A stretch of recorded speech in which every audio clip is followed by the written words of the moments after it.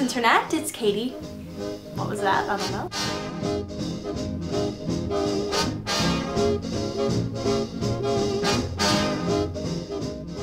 Hello everyone, it's Katie and I'm back using my mouth to talk to you guys because it's been a while. I believe it's been about 3 videos since I've actually talked to you guys, but I feel like it's absolutely vital that I use my vocal cords on the internet. It's all come down to the fact that I'm very obsessed with using my computer and my editing software, and I get very carried away with music and effects and stuff, and then I forget that you guys actually like to listen to me talk somehow, not sure why. No matter where you go in life, no matter what your situation is, how old you are, or how rich or poor you are, there's always going to be someone who's above or below you. There's always going to be someone who's either more popular than you, richer than you, taller than you, I don't know, more eloquent in speech than you. That all boils down to the fact that every one of us has our own personal strengths and weaknesses, and there's nothing we can do about it. You're always going to be different and not measure up quite exactly the same as someone else, and that's just the fact of life. Basically, in today's video, I'm going to be breaking down popularity and just kind of observe. We all came from the same place. Pretty much. We all came out screaming, you know? Why is one individual's life seemingly more important and more valuable than another individual's life? So I picked up this really good book the other day by David Shields. It's called The Thing About Life Is That One Day You'll Be Dead. Fun fact, I actually got this book for 99 cents from Goodwill, and I find that absolutely crazy that I could find a book this insightful and this awesome from Goodwill. That just shows you can't judge a store by its front. You can't judge a book by its cover, get it? Yeah? It has stuff in here that I never would have put together. It's like all these facts and opinions, but they click together in such a cool way that you're like, whoa, mind blown. Our birth is nothing but our death begun. Which is kind of gloomy, kind of depressing, but the chapter itself is really cool, and I actually found something in it that I really wanted to share with you guys that just really opened my mind and changed my perspective on this whole popularity thing. Human beings have existed for 250,000 years. During that time, 90 billion individuals have lived and died. You're one of 6.5 billion people now on the planet. I think it might be 7 billion now, but you know. And 99.9% of your genes are the same as everyone else's. The difference is in the remaining 0.1%. One nucleotide base in every 1,000. I just find it so incredible that 99.9% of our genes, of my genes, of your genes, are the same. But that 0.1% sets me apart from Beyonce and Barack Obama and all the really, really high up there popular people in our world. From the people who seem like they have it all, that 0.1%. That's incredible. After reading that, I just sat there and just stared for a second because I'm like, wow. You think that you're light years apart from that one person that you want to be like, but really it's just 0.1% of your genes. I don't know if that's bringing out my inner nerd. It might not connect to you as much as it connects to me, but honestly, I just find that crazy. It all dates back to the ancient times when there were kings and queens and peasants, and you can't change your standing in the caste system. I don't know if that's what they called it, but basically the difference between you being queen and you being a peasant girl, just 0.1%. Seriously. Apart from the whole medical differences between human beings, obviously there's the chromosomes involved with being a girl or a boy and like all that medical stuff, but really it's us that sets people apart so drastically. 0.1% of our genes, that's all medical. But the difference between being a celebrity and just a regular old plain Jane like myself, it's such a huge difference, it seems like. And that's purely made up by us. Human beings set that gap. It's all made up by humans, and that is why the system is so faulty. That is why we feel like crap when we look at the celebrities in the magazines, because of us. It's not because of how we were born, it's not because of how our bones were put together and how our face structure was put together and all that in the womb. It's not due to any of that. It's all due to what we as human beings have set as being the barrier between being popular and cool and being not so popular, not so cool. So my friends, let me get on with the actual substance part of this video. I think as a human race, as a human teenage race especially, we need to stop putting so much emphasis on being popular and being well liked and being cool. Because to be honest, being cool is not being cool. Being cool is having the sense and having the confidence to realize that being cool and being well liked and for doing things that you don't necessarily believe in is so overrated. I found it really, really hard my past 3 years of high school, I'm a senior now, to stay away from the idea that I have to do certain things to be well liked, and I have to do certain things to be accepted. Yeah, it's a lot easier to go with the flow. A lot of people are afraid of being named failures. A lot of people find it a lot easier to color in the lines and stay uniform and the same as everyone else, but where's the fun in that? Yeah, it's a lot easier. You probably won't be hurt as much, and you probably won't spend as many nights contemplating what you're doing with your life.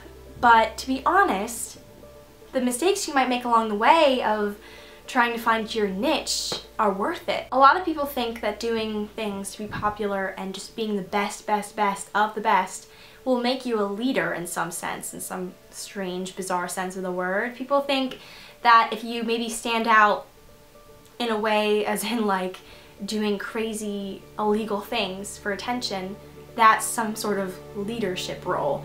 But honestly, being a leader is being positive and being true to yourself and doing what's right even though it's hard. Yeah, it's super duper hard, at least in high school, to stay true to yourself and to not follow everybody else and not do everything that everyone else is doing, or even try to branch out in the right ways, because there's obviously very wrong ways you can branch out. And it's taken me a while to finally realize what it means to be a leader. All my life I figured that being a leader was being someone that everyone looked up to, and being someone who always knows what to do and knows what to say and is just a really cool person. Now I've realized that leaders are not perfect, and that's the reason why they're so easy to follow. To be a good leader and just overall a good human being, you can't be perfect, because it's pretty darn impossible. It's impossible. Okay, let's just leave it at that. It's impossible. So all you can do is strive to be the next best thing to being perfect, which is just being yourself and doing your own thing and doing you. There's nothing worse than a fake person who makes all these friends and tries to be a leader in the sense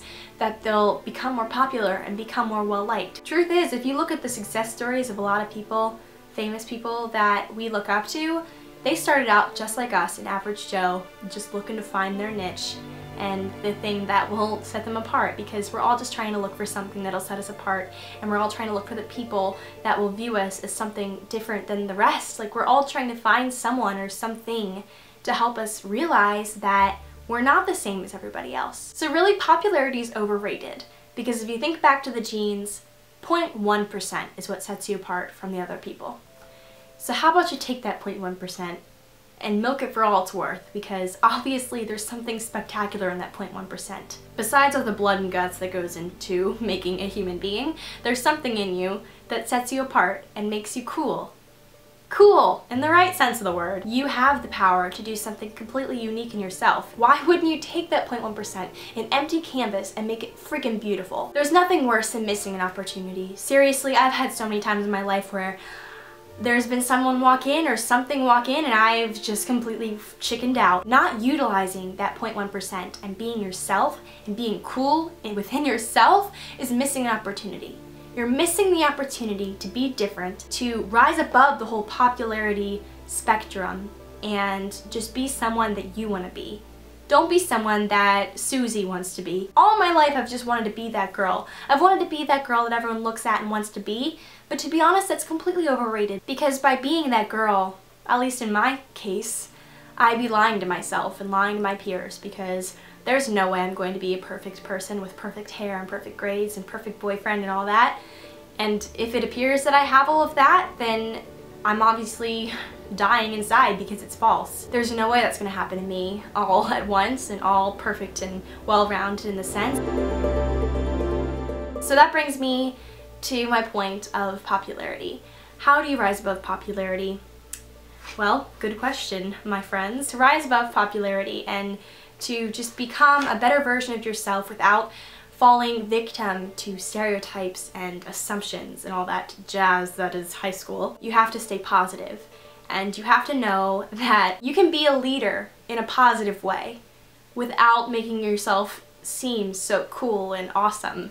You can just show that you're real, and that's honestly the best type of leader, is knowing that there is a chance they could fall down, but at least they'll be able to get themselves back up. If you're following a leader who's never experienced any type of failure that they've had to deal with, then that's kind of dangerous in itself, because what happens when that person does experience failure? Is there any sort of guarantee that they'll get back up? If you're following someone who has gone through a lot of stuff in their life and has constantly just gotten back up and gotten back up and gotten back up, then that's kind of a more solid guarantee that they'll be able to recover if something were to happen when you were following them, when you're friends with them. And they'll probably, in turn, be able to build you higher. That being said, being positive is very hard, because there's always going to be those people who can easily knock you down and make you start at square one again. With being positive and with being confident, there's also that chance that you can easily be dethroned in a matter of minutes.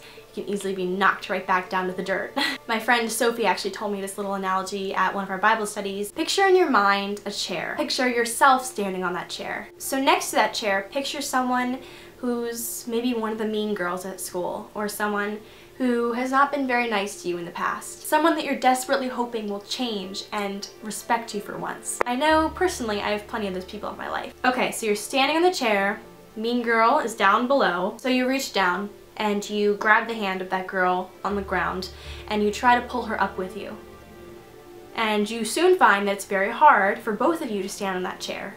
But it's definitely doable if you try hard enough, if you find a creative way. But it's very difficult for you to bring that person up on that chair with you. So now picture this. You're still standing on that chair. The person who you are trying to bring up with you, who is maybe in a bad place, is standing on the ground. Now the person on the ground takes your hand and pulls you down off the chair.